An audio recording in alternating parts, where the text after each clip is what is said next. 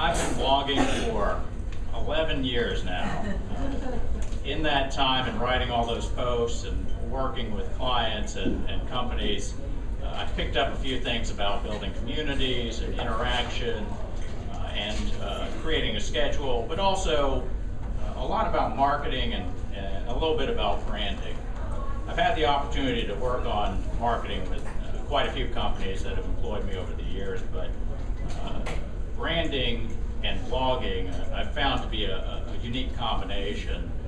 Those of you who are blogging for your companies or for yourselves, those of you who are thinking about blogging, there's some things I want to tell you about branding that can help you with your overall goals and strategy.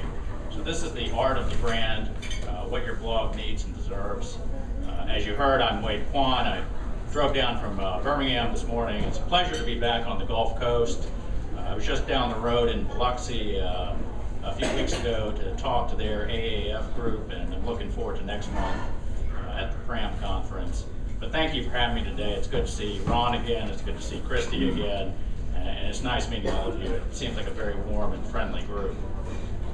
If you have any questions, don't save them for the end. Just raise your hand if you have to take questions throughout the presentation. I'm on Twitter at WadeOnTweets. You're welcome to tweet out or share any of this presentation on social media. And if you stick around to the end, I've got some door prizes to give out. And I've got some more handouts related to brands and blogging for your education. So there are a couple of things I want to cover in this half hour. First is setting goals, making sure that you start off on the right foot. You have something to measure against, you have a direction to go in, something that will steer your brand and your blogging so that it can be their most effective. The other thing is defining your values. What is it about you that's unique? What do you stand for? What does your company stand for? How do you separate yourself from all of the other competitors out there?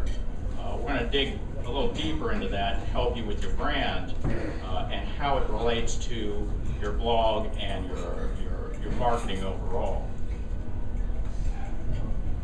I usually start out, when I'm talking with bloggers, when I'm talking with marketers and PR folks, usually start out with goal setting.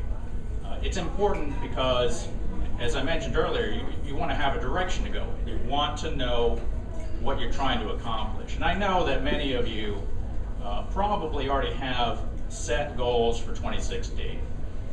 Things you want to accomplish with your public relations, with your advertising, with your marketing, with your sales, and how does your brand integrate into all of that? How does your blog integrate into all of that? Let's go over it. A few years ago, I had been reading a book about, it's called The 4-Hour Body by Tim Ferriss. And I'd been struggling all my life because I've been skinny.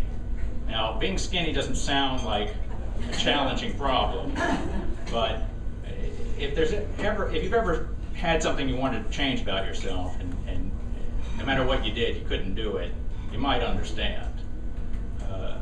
But I read this book and it had some interesting ideas about working out and fitness and nutrition.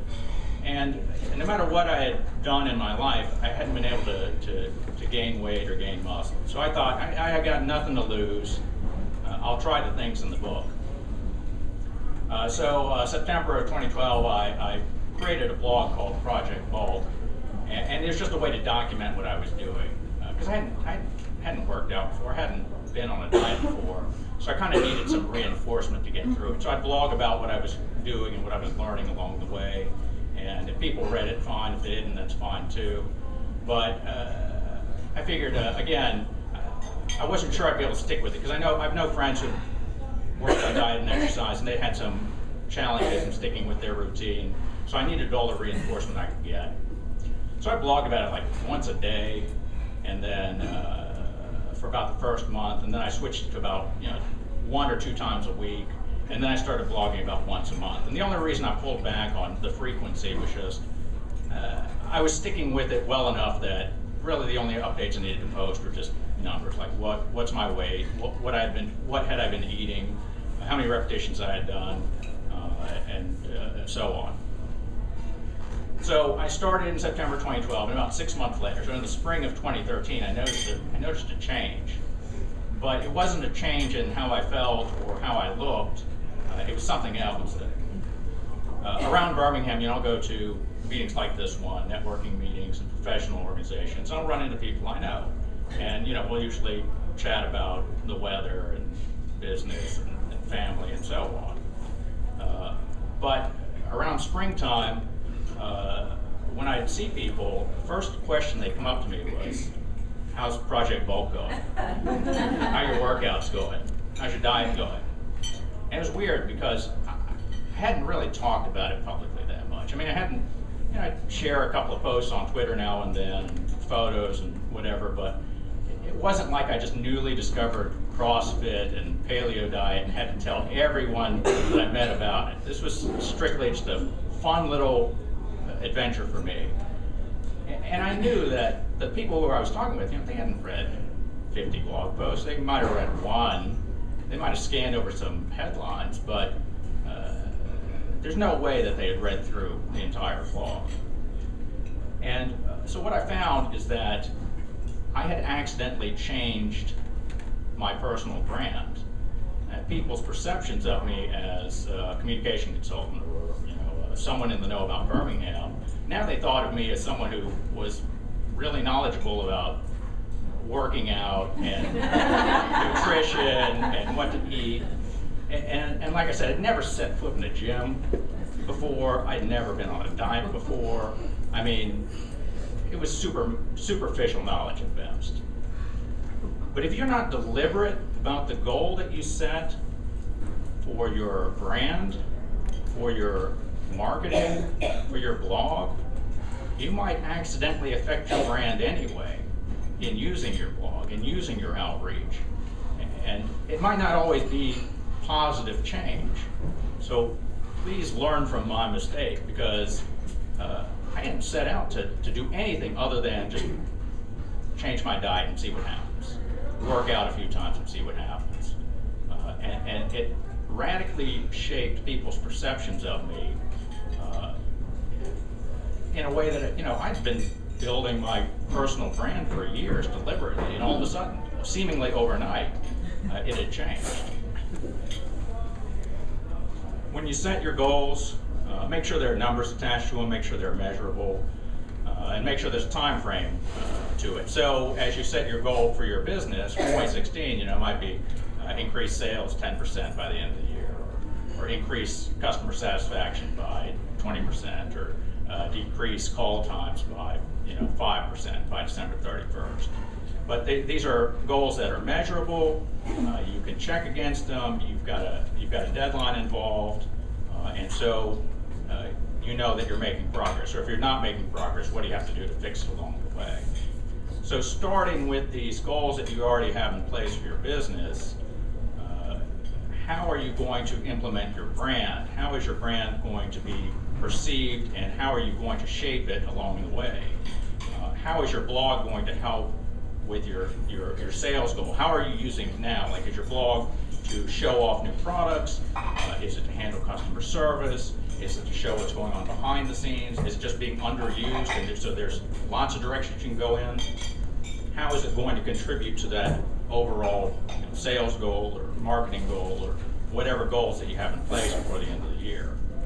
But if you don't have goals set, think about what do you want to accomplish for your company, for your brand, and your blog. How much time do you want to spend on it, and where do you want to go from now until that deadline? You'll want to break it up into steps, because it can be overwhelming to think about a goal that's in the distant future. You want to increase sales by 10% by December 31st. You don't want to show up on December 31st not having accomplished anything.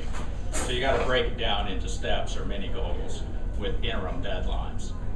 When I started Project Bulk, I started by reading the book, but then I went and did research on equipment and looked at gym memberships and figured out which one would be a better spend, and set up the blog and went shopping for food for my diet and watched videos so I'd understand how to do the exercise properly, and so on and so on. But I didn't do it all on day one. I mean, it took it a step at a time, knowing that 6 months down the road, 12 months down the road, I wanted to accomplish some things, but I had to break it into manageable steps.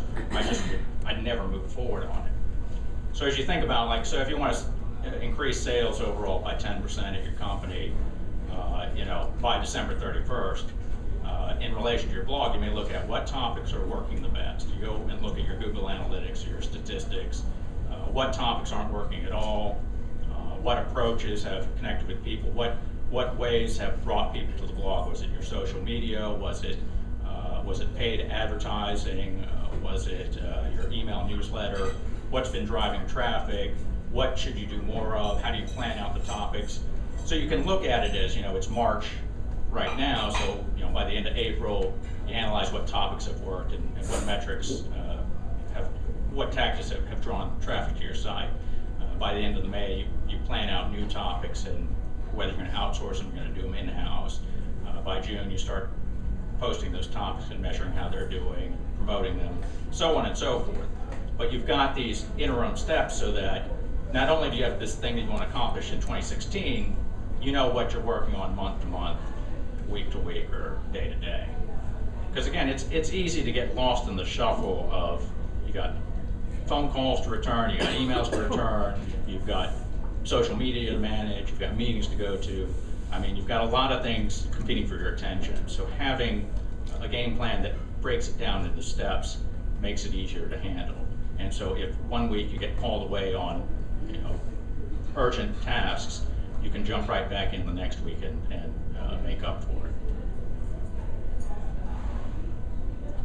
Now, all this goal setting and interim steps you may recognize by its more formal name, the business plan. How many of you have written a business plan before? Great. So you know firsthand how valuable a tool it can be, whether it's 1 page or 50 pages or 100 pages. Not only are you setting goals, not only are you breaking into steps, but you're listing your competitors. You're listing your marketing strategy and tactics. You're talking about your budget for the next 12 months or 5 years or however long into the future. You're listing your competitive advantage and so on. And so integrated into all of that is, how is your brand affected? What role does your blog play in all of that, if any?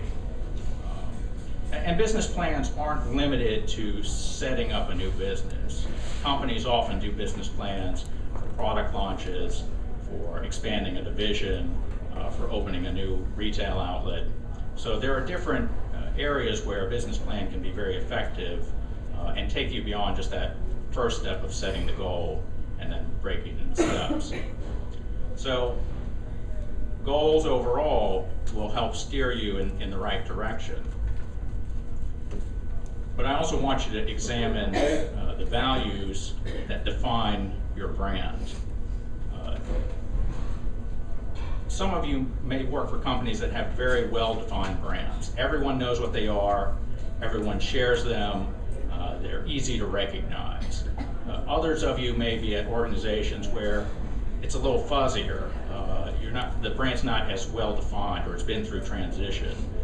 And that can be challenging in working with public relations. That can be challenging in working with marketing, and in terms of figuring out what's this blog going to be about? Who are we trying to reach? What are they supposed to get out of it? A few years ago, I tried some online dating. If you've never done it before, it's interesting. I signed up with a couple of services, eHarmony and Match.com, and it's really straightforward. You just go and you fill out a profile and you upload your photo, and then like if you subscribe, like if you give them your credit card, then they throw in some extra like features for you. But the profile is really easy. I mean, a 5-year-old can fill it out. What's your name? What's your favorite color? What do you like to eat? How tall are you? Where do you live? What do you like? What do you dislike? So I filled out my profile. I put up a photo, and never having done it before, I didn't know what to expect. So I went and looked at profiles of women, since that's who I was interested in dating. But since they don't show you any men's profiles, I didn't know if my profile was okay or interesting or dull, or I just had no basis of comparison.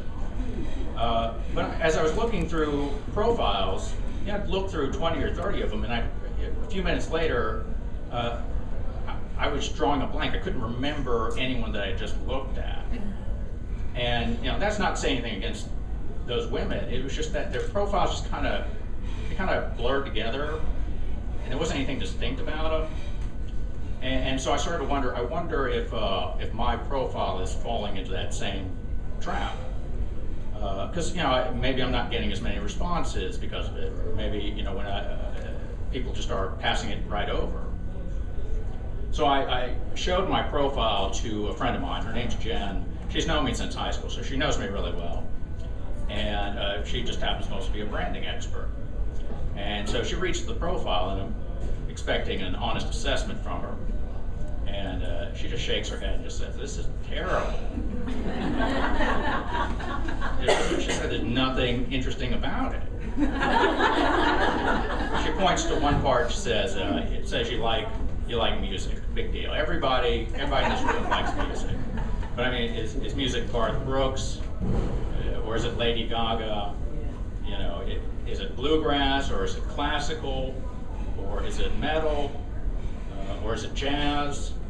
Are we talking about last century or this century, and so on?" But I didn't put in any specifics, so just kind of just this real fuzzy definition.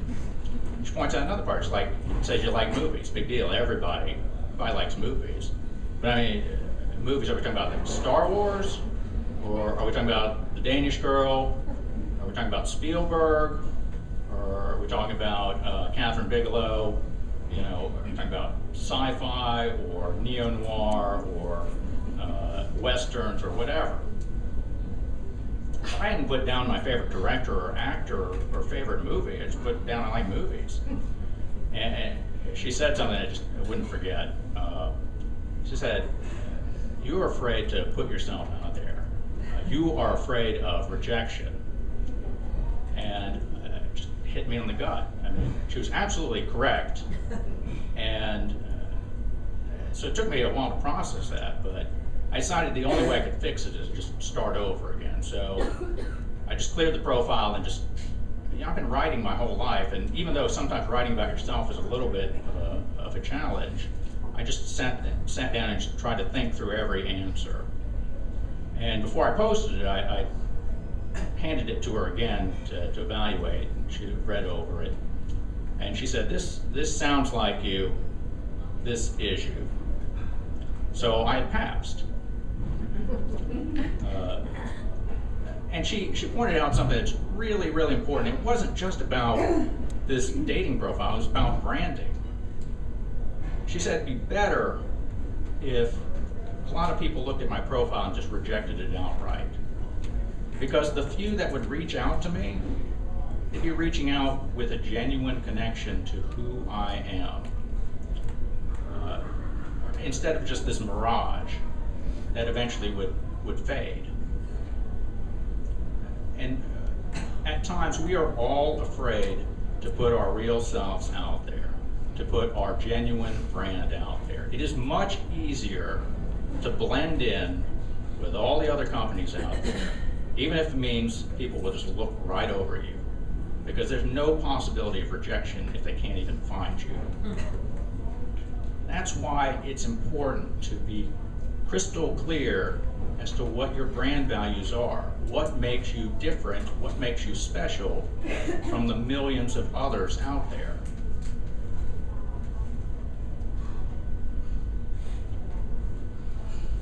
If you're trying to figure out what your brand values are, you have a couple of options. You can go to an agency, you can go to a branding expert, you can even work with our company. Jen provides branding evaluations. And she's done this for different clients of ours, but I'd never been through it, so I had her take me through the process. And she just basically interviews you and finds out about your values, your company history, your products, your brand to date, and so on. And she narrows it down to 3 to 5 keywords that describe your brand. No more than 5. Mine are involved, honest, smart, funny, articulate. Those are just words on a screen. I haven't had a chance to properly evaluate them because I've just been talking for 20 minutes, and I could have picked 5 random adjectives up there. But I don't have to work at my brand values because she was so accurate at it. That's who I am. That's who I am in front of you today. That's who I am online, or in a blog post, or in a series of tweets, or in the events that I put on, and so on. When you have your brand values well defined, you're not working towards achieving them. You're already there. You're just keeping in mind this is who we are moving forward because this is the audience we want to attract. These are the co-workers that we want to bring on board. These are the campaigns we want to do. We want to imbue every campaign, every Facebook update, every printed piece with our brand in these values. So one option is you hire someone to determine your brand for you. If your resources are limited, you have a different option, and that is to put together a focus group and have them examine your brand. Now that focus group can be your best customers. They can be your longest serving employees. They can be your closest friends. But you put these people in a room together and you have them talk about your brand and have them describe it in adjectives. It can be positive adjectives, it can be negative. And you're just going to write down each one on a whiteboard or a chalkboard or a pad of paper. And you're going to keep going until you get 50 to 100 brand values listed up there. And then you're going to narrow it down by voting. So everyone in the room just picks their top 3, and they can just write it down on a sheet of paper, and then you can tally it, or they can just go up to the chalkboard and put tick marks by their top 3 until everyone's voted. And you narrow it down round by round. So the first round you might knock out all the brand values that have 0 to 1 votes. And so you got 20 brand values left, and then you vote again. But you got to get it down to 3, 4, or 5 values. If it's 10 or 20, it becomes so broad it becomes meaningless. You try and be everything to everybody. You mean nothing to no one. An alternate suggestion is when you get up to that 50 or 100 adjectives, put it in an online survey and then you send it out to your customer database or to your email subscribers or to your social media followers and have them vote it down to your top 3, 4, or 5. But that's a different way to approach it to get to your core values. You're in trouble if those values don't match what you perceive the brand to be, the brand that you're trying to put out there. I've used and shopped with Apple for a long time. Their marketing, they want to be seen as expensive but durable, hip, cutting edge, for an elite crowd. But if the overall consumer perception of their brand is they're overpriced, or they're hipsterish, or just not worth the value, then they've got a big gap between the brand that they're putting out there and the brand they're being perceived by, because that perception becomes reality.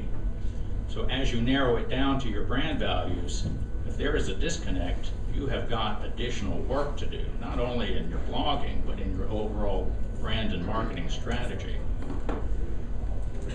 So set your goals, then define the values that make up your brand and how you stand out from other organizations.